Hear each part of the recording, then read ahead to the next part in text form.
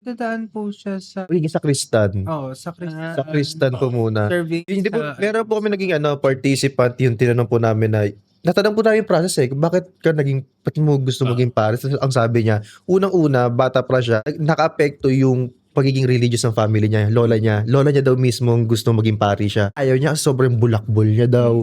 Lahat daw ng kalokohan nagawa niya daw halos. Pero yung pinasok daw siya ng lola niya sa pagiging sakristan, medyo nagtino daw ng kaunti. Pero Life-changing. alam niya to sa sarili niya na hindi niya to talaga gusto yun. Pero habang tumatagal, nagiging sakristan daw siya.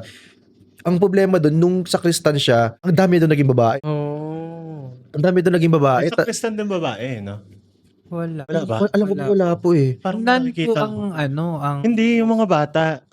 Parang wala po ako nakitang babaeng sakristan. Feeling ko hindi sakristan yung role. Baka Same costume, nakaganon din sila. tapos nakaputi. Oo. Hindi natin sure yun. So, same din yung pero baka ibang role po yung na yung sa serve. Kasi kagaya po niyan, kung sa sakristan, most of the doon, like naka-assign is mostly boys. Kung sa choir, pwede mix Oo. whatever the age or gender you may belong in.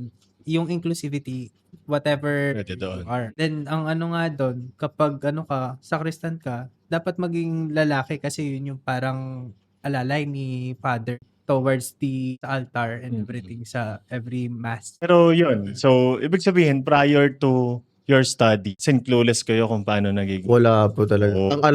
Ang parang yung kumbaga common sense na lang sa amin na nag-start sila pagiging sakristan. Yun lang po. Parang yung natural na niya lang na tayo kasi, or not tayo, but rather most of the like kagaya ko, kinalakihan ko, very religious ang parents ko, very Roman Catholic, tapos yung beliefs talagang may mga altars na sinasama and everything.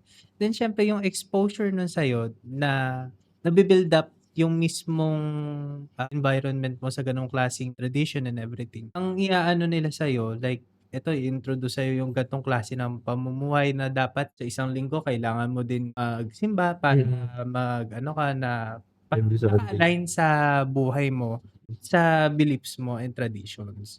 Kaya yun, as long as na ka sa gantong klaseng family, na Environmental factor na talaga. mismo exactly. Pero parang hindi required naman dumaan ka sa pagsasakristan. I think hindi rin. Oo. Hindi So po parang may napanood kasi akong parang short interview, parang podcast din na sabi niya, pari siya na parang meron kayong 4 years ng parang basic theology, ganyan. Tapos Degree din another siya. 4 years ng another aral advanced, ganyan. Tapos another 4 years pa.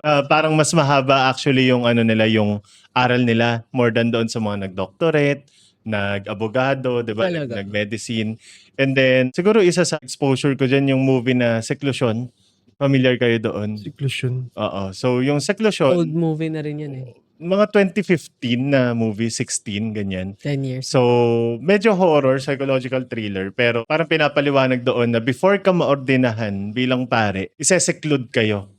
So, may parang, ewan ko kung simbahan ba, seminaryo. I think hindi, yung sinasabi ko pala yung pakakawalan sila. Pero may period wherein they're very secluded. Kumaga parang kinakonsecrate, if I'm not mistaken for the term, ganyan.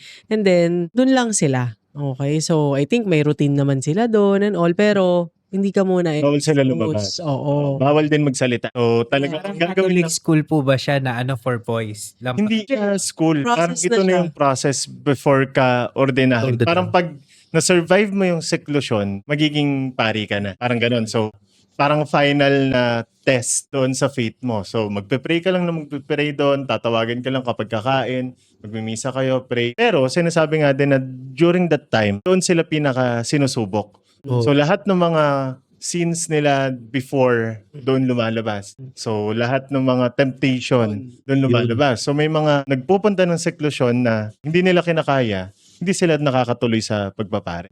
So, lahat ng mga nakagraduate doon, mga nakasurvive doon, palang mag-uumpisa na. Parang ordenahan sila bilang pare.